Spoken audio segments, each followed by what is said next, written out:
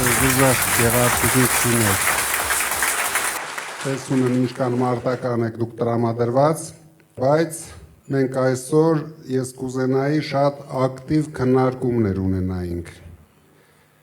որտեղ ես ձեր օգնության կարիք ունեմ, որ հասկանամ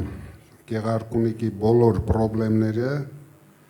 մենք միասին ենք լուծելու այդ խնդիրները,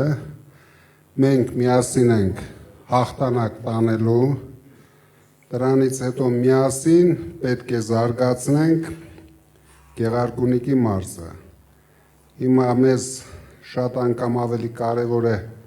հասկանանք զարգացման process-ները,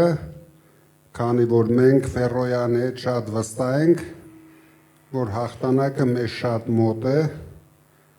եւ շատ շուտով մենք այդ հաղթանակը տոնելու ենք միասին։ Նորից ենք հավաքվելու, բայց արդեն ավելի մեծ կազմով, հետո այցելելու ենք ամեն շրջան, հասկանալու ենք ձեր խնդիրները եւ միասին լուծելու ենք այդ բոլոր խնդիրները։ Ես ցանկություն ունեմ, որ դուք շատ ակտիվ լինեք այսօր, որ հետաքրքիր ժամանակ անցկացնենք, բայց մինչև անցնենք դրան, ես ուզում եմ մի թեթև ներկայացնեմ Գեղարքունիքի մարզի խնդիրները, որովհետև դուք դժվար առանձին ամեն ինչից տեղյակ լինեք, սրանք 8 տարվա ընթացքում ինչի են հասցրել, սա ամբողջ հանրապետությունով է, բայց Գեղարքունիքի մարզը ինձ թվում էր իրավունք չուներ այս վիճակին հասնելուն, որովհետև շատ մոտիկ է Երևանին, ունի այն, ինչ որ ոչ մի շրջան Հայաստանում չունի, վերջը դուք Սևան ունեք։ Սևանի կողքեր ապրող մարդիկ իրավունք չունեն աղքատ ապրեն, ավելի ճիշտ պարտավոր են հարուստ ապրեն։ Դրա համար մենք միասին շատ լուրջ զբաղվելու ենք ձեր բոլոր շրջաներով եւ հատկապես մեր հայրենիքի ամենակարևոր մասով Սևանա լճով։ Ձեր մոտ 23-ից մինչև 25 թվականի վերջը ծնունդները նվազել են 10%-ով։ Դուք պատկերացնում եք դա ինչ է։ Մահացությունը ավելացել է 6%-ով։ Բնական աճը նվազել է 30%-ով, այսինքն մարզի բնակչությունը նվազել է 30%-ով ընդամենը մի քանի տարվա ընթացքում։ Ամուսնությունները նվազել են 3.2%-ով, ամուսնալուծությունները աճել են 16%-ով։ Այդ խնդրը գալիս է վատ ապրելակերպից։ Ես ուզում եմ դուք լսեք, ֆիքսեք եւ ձեր ժողովրդին հետագայում բացատրեք, որ միայն հայատում կամ ճամփի վրա ասֆալտ տեսնելը դա 1%-ը չարժի, ինչը որ ես նոր կարտացի ձեր համար։ Հիմա շրջանի տնտեսությունը, արդյունաբերությունը նվազել է 2%-ով մարզի,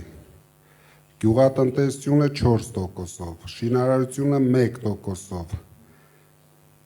աճել է մենակ ծառայությունները 0.1%-ով, այսինքն գնալով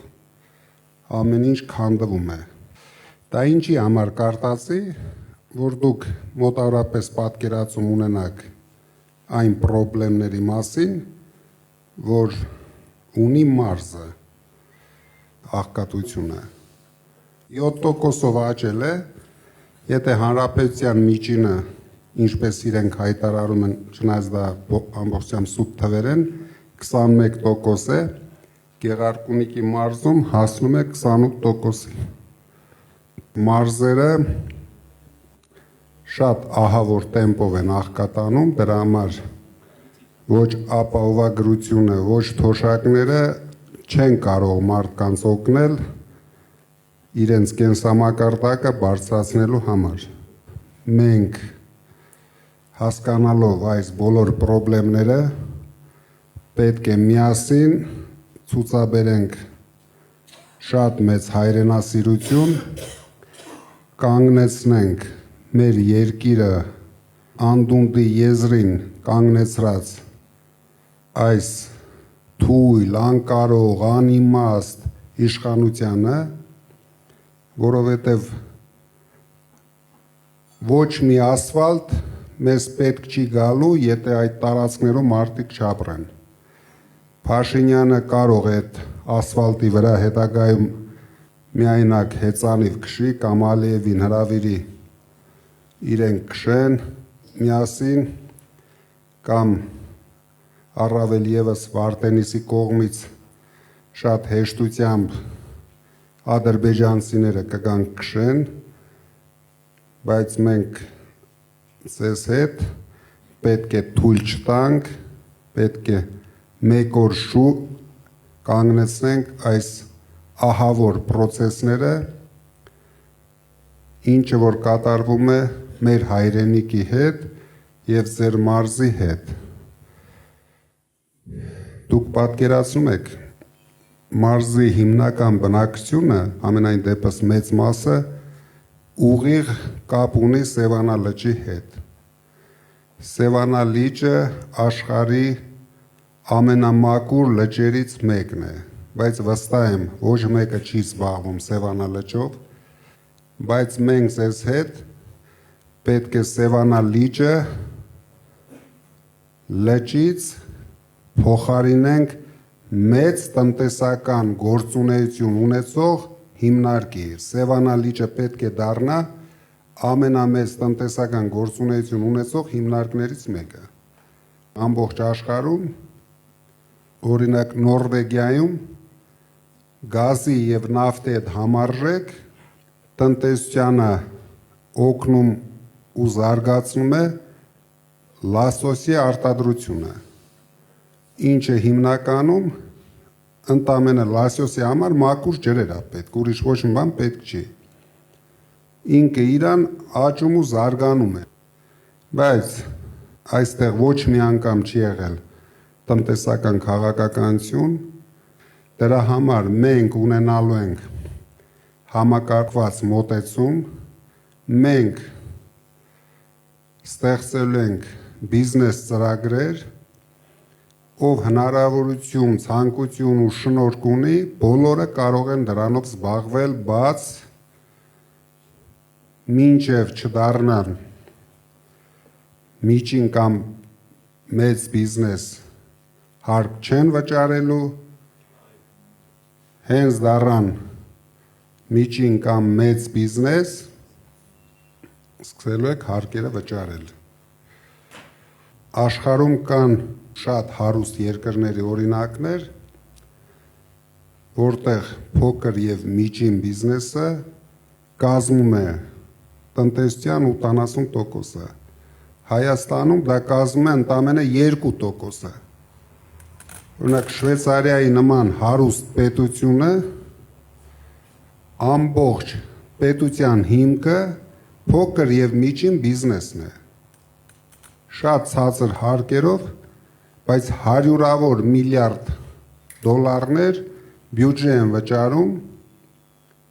այդ փոքր եւ միջին բիզնեսի հնարավորություններով։ Մենք պարտավոր ենք վերցնենք այդպիսի մոդել մեր զարգացման, որ մարդիկ ընտանիքներով զարգացնեն իրենց ընտանեկան բիզնեսները։ Դրա համար մենք պետք է ստեղծենք մեր մարդկանց համար հնարավորություններ։ Ձեզանից շատ շնորհակալ եմ, որ եկել եք եւ շատ կուզենայի, որ մենք բաց հարց ու պատասխան ունենանք, ակտիվ, ոչ մի բանից չընկճվեք, ամենաբարդ հարցերը կարող եք տալ։ Ես շատ ուրախ կլինեմ։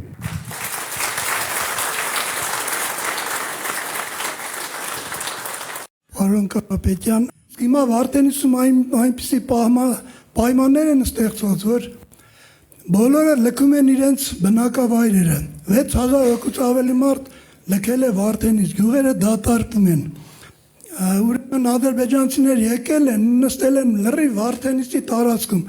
Ես դա չեմ լսել, ես դա տեսել եմ։ Կարամ Սոտկիից մինչև մեր Կարմիր լճեր տարածքում ասեմ, որ ադրբեջանցիներ որտեղ են նստած, եւ նրանք էլ առանց մի դիմադրականություն 2-3 անգամ առաջ են եկել։ Վերին շրջայում, ներքին շրջայում, Նորաբաքում, Սոտքում, Վարդենիցի սարում եւ մնա Աղբրաձոր եւ մնացած գյուղերում։ Սիրելի Վարդենիցիներ ջան, սա առաջին հերթին ձեզ եմ ասում եւ մեր հայ ժողովրդին եմ ասում։ Հունիսի 7-ին մենք մեր ձայնը տանք ուժեղ Հայաստանին, որպեսզի փրկվենք այս ամեն ինչից, որպեսզի բոլոր բնակավայրերը վերականգնվեն։ Շատ շնորհակալություն լավ ելույթի համար։ Ես ճիշտն ասած չուզեցի ամեն շրջանին անդրադառնալ, որտեղ ինձ թվում էր հարց ու պատասխանի ժամանակ մենք դրանք անդրադառնանք, բայց կոնկրետ Վարդենիսի մասով ուզում եմ մի երկու բան ասեմ։ Քանի որ այս իշխանության որ ասում է բառադի ղեկավարը չի կարողանում ոչ մի ձևի հակաճառի իր շեֆին, դրա համար մենք ունենք շատ լուրջ խնդիրներ բոլոր սահմանամերձ շրջաներում։ Քանի որ հայտարարվել է, որ 300,000 ադրբեջանցիներ գալու են ապրեն Հայաստանում, ինքը նույնիսկ անցած շաբաթ երևի շատերը տեսած կլինեք լրագրողների հետ հանդիպման ժամանակ, երբ որ լրագրողը կասկած հայտնեց, որ այդպիսի բան կա, ես առաջարկեցի, որ ինքը բարձրանա ազգային ժողովի ամբիոն եւ հայտարարի, որ այդպիսի բան չկա։ Արդեն 10 օր անցել է, իրենցից չենք լսում ոչ մի հայտարարություն, քանի որ իրոք այդպիսի բան կա,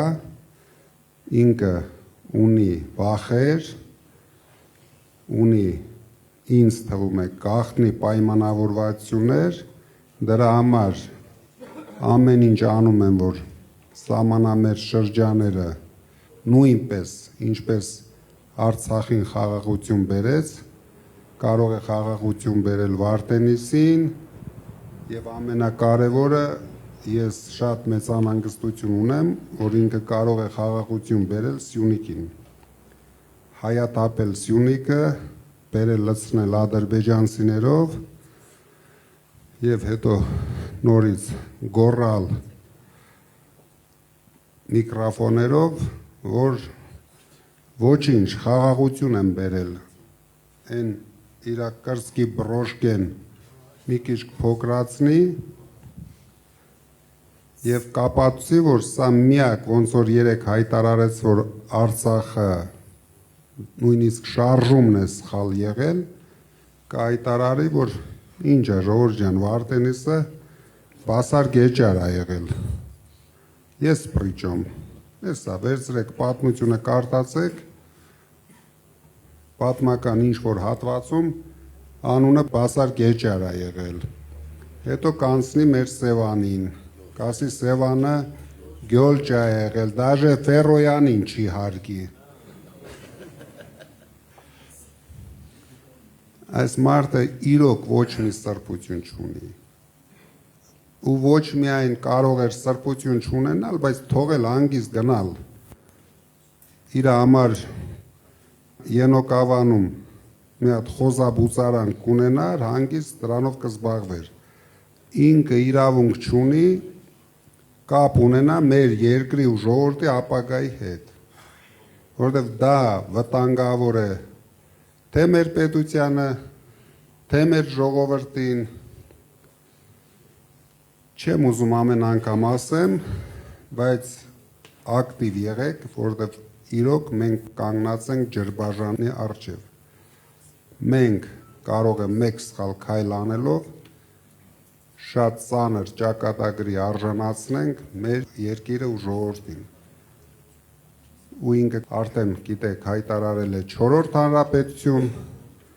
հաջորդ անգամ կորցնելով Սյունիքը կայտարարի 5-րդ հանրապետություն ու նորից կգորգռա, մի քիչ Ալիևին խնդրի, մի քիչ փող կտա, նորից ասֆալտ կանի ձեր գյուղերում, մարդկանց նորից կխաբի ու կմոլորեցնի, բայց մենք ունենք ազգային խնդիր, մենք բոլորս պետք է միանանք այդ ազգային խնդիրը լուծելու համար։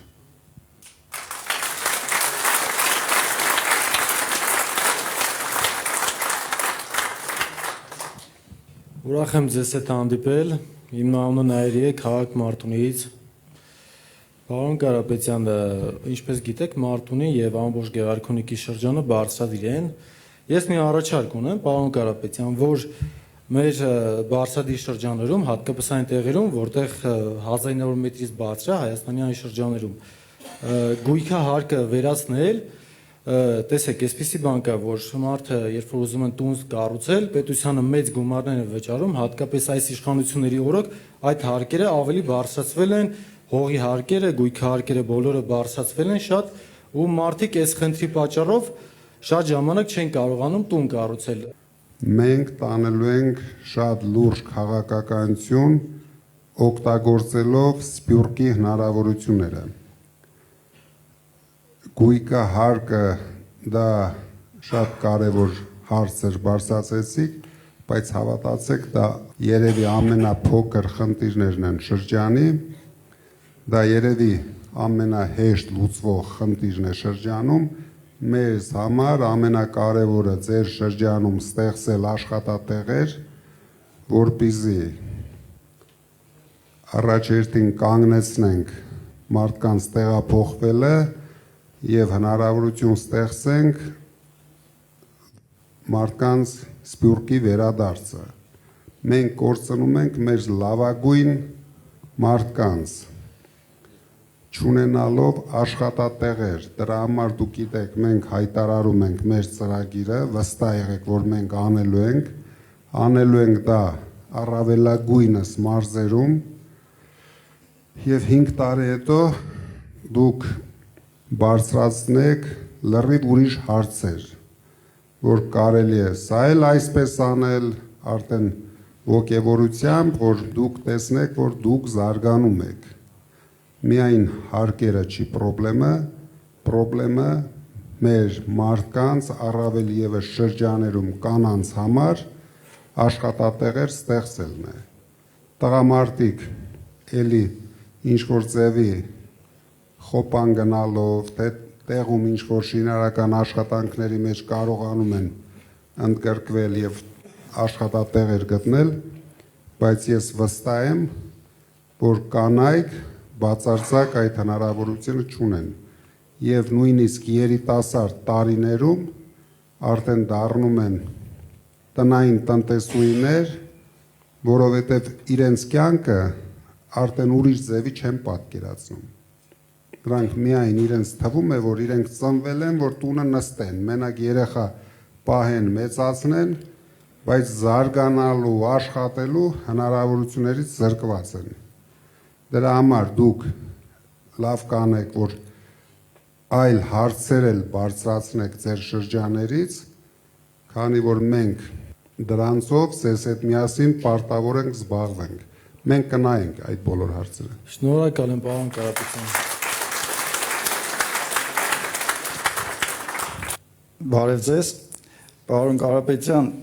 ճիշտն ասած ցավում եմ, որ հնարավորությունը սահմանափակ է, որ չեք կարողանում լայն շրջանակների հետ շփվել, բայց այն մարդիկ, որ այստեղ այսօր հավաքվել ենք մեր տարածաշրջանի, մենք այսքանը չենք ու բնականաբար հարյուրավոր, հազարավոր, տասնյակ հազարավոր մարդիկ ձեզ բարևներ են ուղարկում եւ շատ մեծ ցանկություն ունեն իսկապես ձեր հետ շփվելու, հուսամ ես վստահ եմ, որ հաղթանակը տեղի է ունենալու եւ ամսի 8-ին մենք միասին անպայման դա նշելու ենք։ Տեսեք, կառավարությունը ինչու է աջողում, ավելի շուտ ոչ թե կառավարությունը, այլ ինչպես դուք եք ասում, փոքրիկ խմբակը։ Իրենք ստեղծում են միֆեր եւ այդ միֆերը արագ տարածում են ու հետո իրենք էլ են սկսում իրենց ստեղծած միֆերին հավատալ եւ ավելի մեծ համոզմունքով են երկրորդ անգամ ներկայացնում։ Ես փորձեմ ներկայացնել այդ միֆերից մեկը։ Այդ միֆերից մեկը դպրոցաշինությունն է, որ ամեն քայլափոխի նրանք դա շահարկում են։ Իսկ իրականում ինչ է այդ միֆը։ Այսպես է կոչվում ծրագիրը ուսումնական որակի բարելավում։ Այդ վերնագրի տակ, ուրեմն, հանրապետությունում փակվելու է շուրջ 230 դպրոցներ, հիմնականում սահմանամետ շրջաններում։ Եվ արդեն պատկերացնում ենք ինչ է կատարվելու շատ մոտ ապագայում, այսինքն այդ գյուղացիները կամ սահմանամերձ շրջանի բնակիչները բնականաբար լքելու են։ Այդ դպրոցները բաժին է հասնելու Ադրբեջանի երեխաներին։ Դրա համար իրենք հատուկ ծրագիր են անում դա։ Տեսեք ինչ է արվում սոցիալական ոլորտում մեր ուրեմն իրականությունը, մեր պատմությունը մի փոքրիկ խմբակ փորձում է խմբագրել։ Կարծես մենք չենք եղել, մենք արմատներ չենք ունեցել։ Առաջերտին շնորհակալություն շատ կարևոր հարց բարձրացնելու համար եւ ես շատ ուրախ եմ, որ մեր հասարակության մեջ մնացել են մարդիկ, ով կարևորում է հայրենասիրությունը, կրթական համակարգը, միայն ձեր նման մարդկանց շնորհիվ, ձեր բարձրացած հարցերի շնորհիվ մենք կարող ենք կանգնեցնել բոլոր ձեռնարկված process-ները, որով սրանք քանդում են մեր ինքնությունը։ Ինքնությունը քանդելու համար ամենահեշտ ձևը սկսեն երեխաներից։ Երեխաները եթե չկարտան, չսովորեն, որ մենք ունեցել ենք մեծ երկիր, մենք ունեցել ենք շատ հերոսներ, մենք աշխարհի երեսին երևալու ենք որպես թույլ, վախկոտ, վախերի մեջ ապրող երկիր, հանկարծ առավոտ շուտ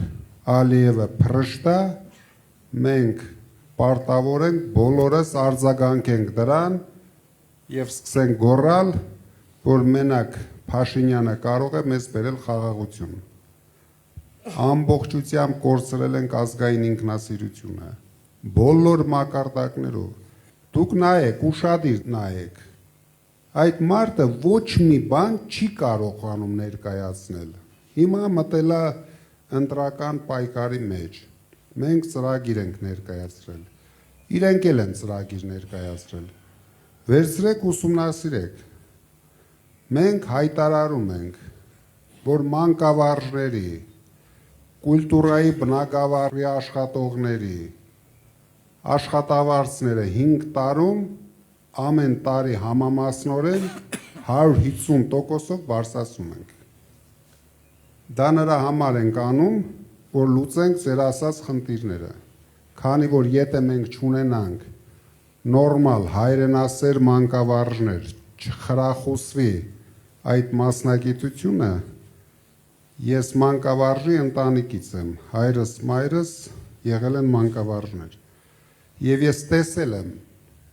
մանկավարժների բոլոր հնարավորություններն էլ,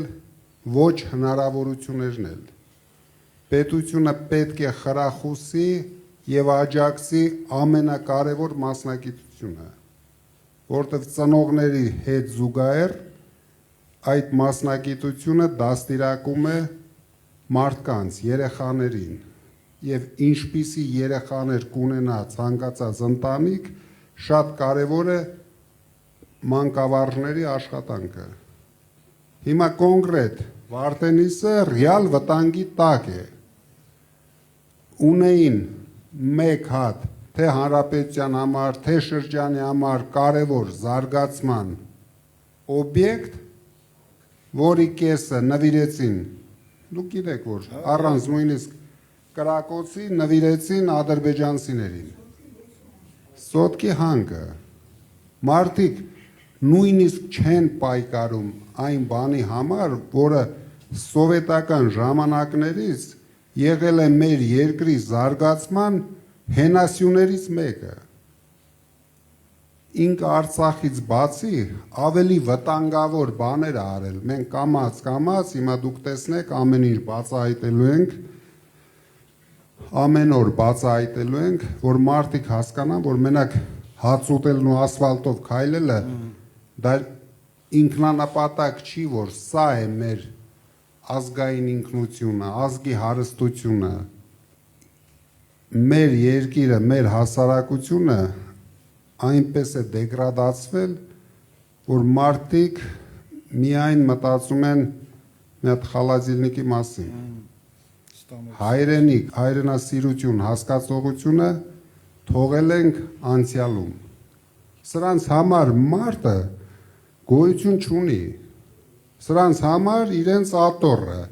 իրենց պարկեվավճարները, իրենց գռդոնը, դուք որ ասում եք դպրոց խես շատ կառուցում կամ ասֆալտ շատ, որտեղ ուղեղ չունի, այդ որ ցույց եք տալիս դրա համար։ Մի հատ գնաց հիստերիկություն արեց, դուշը քաշեց կամ ինչ էր, քաշեց փոկեց, հաջորդ օրը այդ դպրոցի արժեքը 2 անգամ բարձրացավ։ Ու բոլոր տենդերները կարող եք նայել կամ կրում են ԿՊԱ-ները կամ ԿՊԱ-ների համախոհները։ Այս մարդիկ համ դրսից են քանդում մեր երկիրը, վերացրին սփյուռքի ներկայությունը ամբողջությամբ Հայաստանում, մեր գլխավոր ուժը, մենք պարտավոր ենք, նորից եմ ասում, զարթնեցնենք մեր ժողովրդին, ինչքան հնարավոր է դուք եղեք ակտիվ, որովհետև ինքը հաստատ ձեր փողոցներում ղժղժալու է, սեր բացատրելու է։ Մենք հասնելու ենք նրան, որ իրենք սեր կարողանան բացատրել այդ ավտոբուսի ժողովուրդը միմյանց։ Իրենք իրավունք չունենան նույնիսկ ժողովրդին սեր բառը արտասանեն։ Որտեղ իրեն ճակատագիրը մեզ բացարձակապես հետաքրքիր չէ, իրար սիրեն, չեն սիրի, բայց ժողովրդին վնաս տալ չի կարելի։ Եղավ մի քիչ էմոցիոնալ էր, ոչինչ։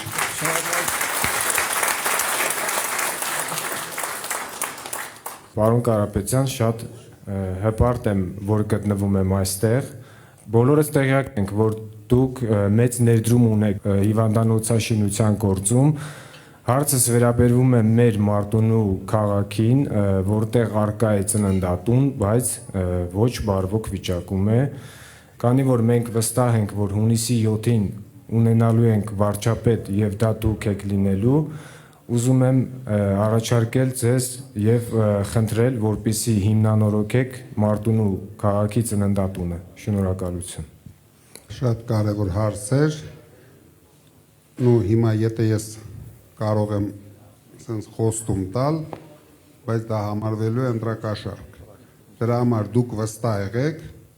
ես ասեցի, մենք համակարգային ենք մոտենալու, ոչ միայն ծննդատանը, մենք ամեն ինչ անելու ենք, որ նոր սերունդը բոլոր հնարավորությունները ունենա լավ ապրելու համար իր շրջանում։ Մենք արդեն նախագծեր ենք անում, դա բոլոր շրջաներում է լինելու, սպորտային, կուլտուրայի մի շենքի մեջ մենք Տաշիրում արել ենք, եթե դուք կարող եք նայել, ծրի պոլիկլինիկա մեջը,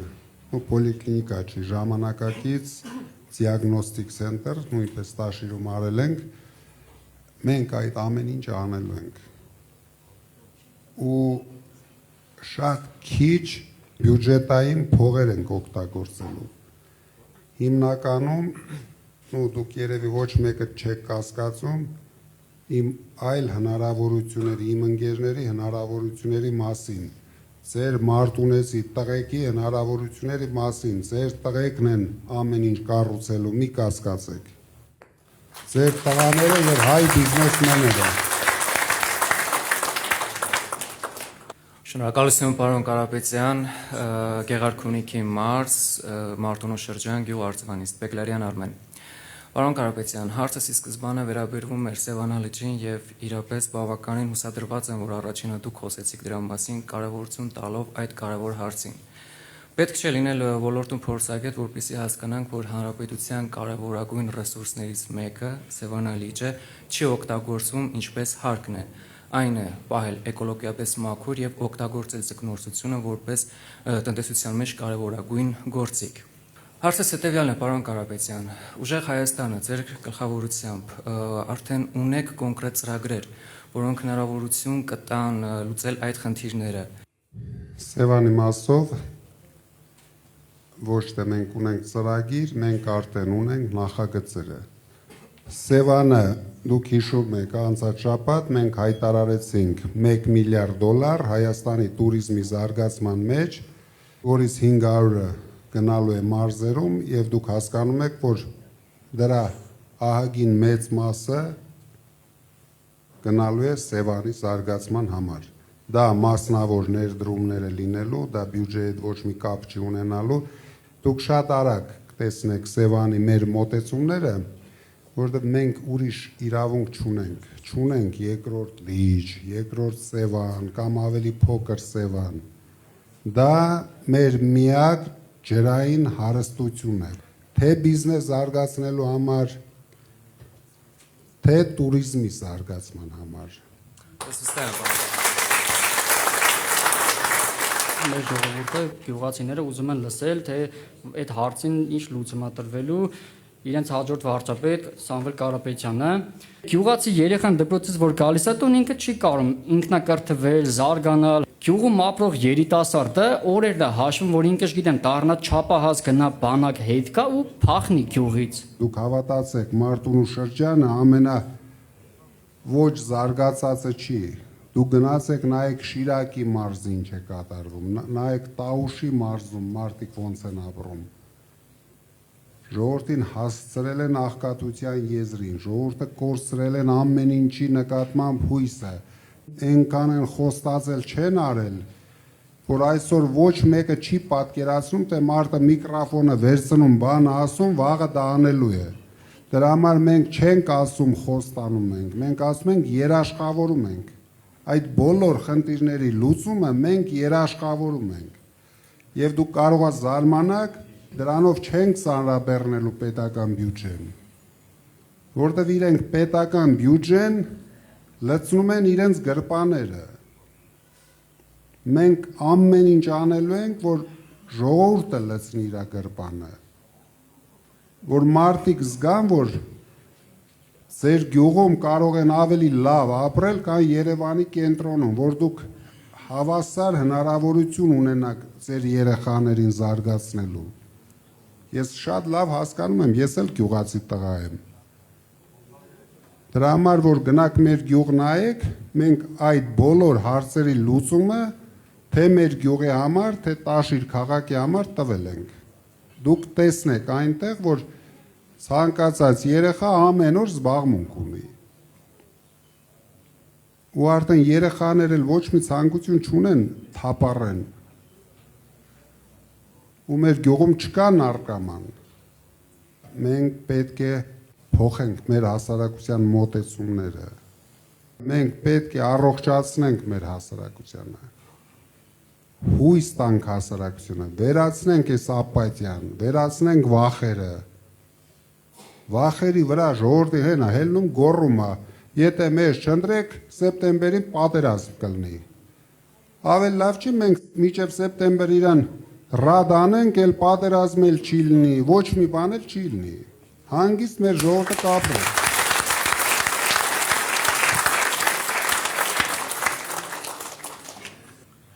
Մեծարգո Կարապետյան, հարգելի ներկաներ։ Ես Գեղարքունիքի մարզից եմ, Գավառից։ Կարևորը հավատի վերականգնումը հայի մեջ իր սեփական ուժերի նկատմամբ։ Մնացած խնդիրները կլուծվեն։ Զորավիք եմ։ Շնորհակալություն Հայրիկ ջան։ Ես շատ ուրախ եմ, որ ձեր նման փորձառու ակտիվ մարդիկ այսօր մեր կողքին են։ Մենք պարտավոր ենք հայրենիքը բերենք մարդկանց սրտերի մեջ։ բայց նույնիսկ հիմա լեզվի վրա չկա։ Դա դարել է արդեն վտանգավոր, եթե մենք մի քիչ մեր կողմնակիցներով շատ խոսանք հայրենիք բառեր արտասանենք, մի հատ էլ կսկսեն կալանավորել հայրենիքի համար։ Հայրենիք բառը, հայկական արժեքներ բառը, դա հիմա ներկայացվում է որպես հանցագործություն։ Ես ընդամենը բոլորդ հիշում եք, ասի մենք մեր ձևով մասնակցենք մեր եկեղեցու պաշտպանությանը։ Դրա համար արդեն 1 տարի է կալանքի տակ են, որից 7 ամիսը ամենածանր պայմաններում։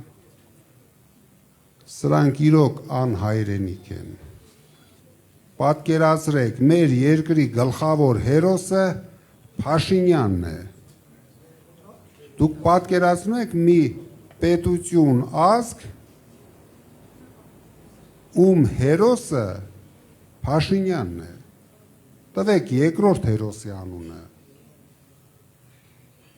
Սրբապղծեցին ամեն ինչ, թե հերոսներին, թե մեր սրբավայրերը։ Ոնց կարելի է, դուք բոլորը տեսակ, այդքան ոստիկաներով, այդքան հատուկ ծառայություններով հարձակվեն Էջմիածնի վրա։ Ու դա տեսնում էր ամբողջ աշխարհը։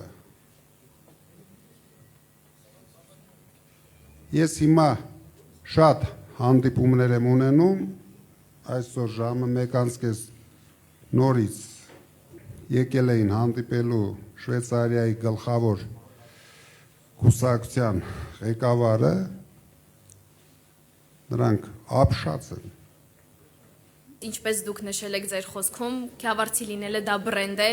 իսկ այսօր այդ բրենդը եկել եւ կանգնելա ձեր կողքին թասիբով ու վստահ լինելով, որ մենք ունենալու ենք ուժեղ Հայաստան, ուժեղ Քյավառ։ Դուք ձեր ծրագրում նշում եք, որ 300,000 նոր աշխատատեղերի կառուցում եք պատրաստում իրականացնել։ Ես ուզում եմ հասկանալ նաեւ մեր ընդհանուր բնակչությունը, ինչպիսի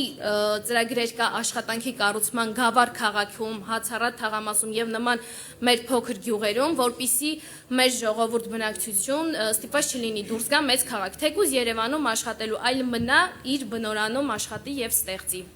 Ես հասկանում եմ գլխավոր խնդիրը, դա ոչ միայն Գավառին, առավել եւս Գավառին, Մարտունուն, Տաշիրին է վերաբերվում, որտեղից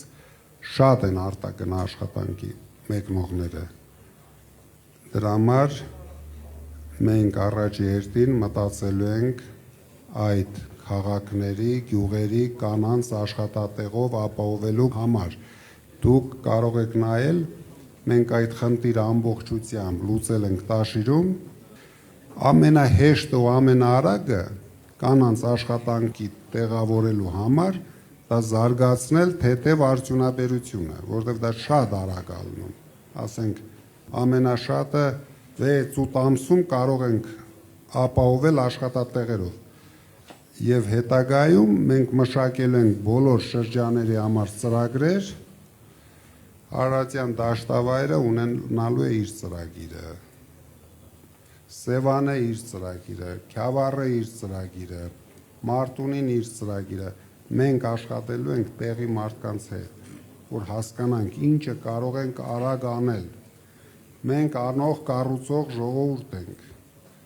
Վերջ ես Հայաստանում ամենաշատ աշխատատեղ ստեղծած մարդն եմ։ 8 տարվա մեջ ինչքան գործարան մենք ենք բացել, պետությունը չի կարողացել դրա կեսն էլ ստեղծի։ Դրա համար դրա ձևերը մենք գիտենք, խնդիրներն էլ հասկանում ենք։ Մեզ պետք է ձևավորել կառավարություն ձեր օգնությամբ։ Մենք դա կանենք։ Հարցը վերաբերում է աուտիզմով տառապող երեխաներին։ Մենակ Սևան համայնքում կա 1500 երեխա։ Լոգոպեդի կարիք ունեն, իրանց պետությունը տրամադրում է տարեկան ընդամենը 70 ժամ։ Պատկերացնում եք, որ այդ 70 ժամը մի երեխայի համար շատ քիչ է։ Ինչ վերաբերվում է այդ մասնագիտական ուղղվածությանը, մենք ներգրավելու ենք ոչ միայն Հայաստանի, այլ աշխարհի լավագույն մասնագետներին, որպիսի բոլոր այդպիսի խնդիրներին լուծում տանք։ Մեծարգո Կարապետյան, հարգարժան գեղարքունիքցիներ, հարգարժան կուսակից ընկերներ։ Ես ուզում եմ շնորհակալություն հայտնել ձեզ, ձեր Կարապետյան ընտանիքին ուրենկալության համար։ Իմ հարցերը մնաց, ուզում եմ եզրափակեմ, ես իմ հարցերը կտամ խորհրդարանում վարչապետ Կարապետյանին։ Ես ինքս падգամավորի թեկնածու եմ։ Շատ ուրախ կլինեմ, մենք շատ լուրջ գործեր ունենք անելու միասին։ Ուզում եմ ավելացնել, ես 2020 թվականից պայքարում եմ այս պատուած իշխանության դեմ եւ ամեն անգամ սոցիալական ցանցերում գրում էի մեր կայացած հայերի մեջ մի տաղա չկա Տեր կանգնես ազգին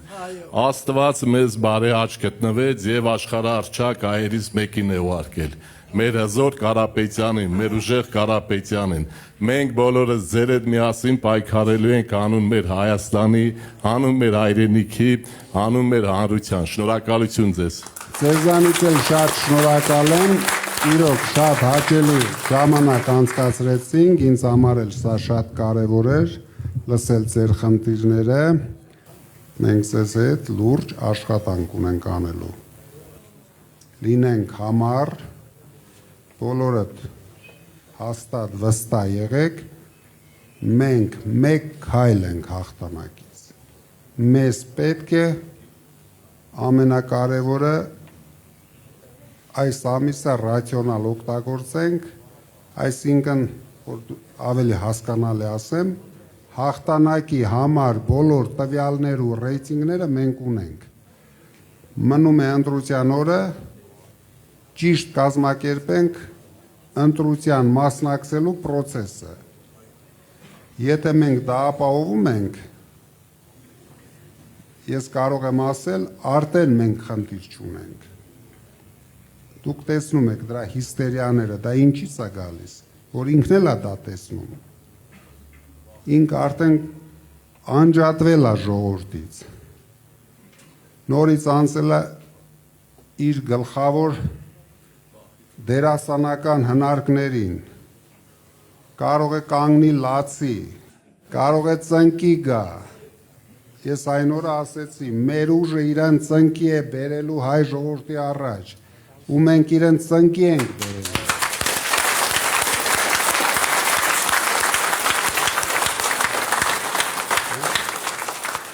Շատ շուտով, հունիսի 7-ին։ Ուժեղ Հայաստանը գալիս է։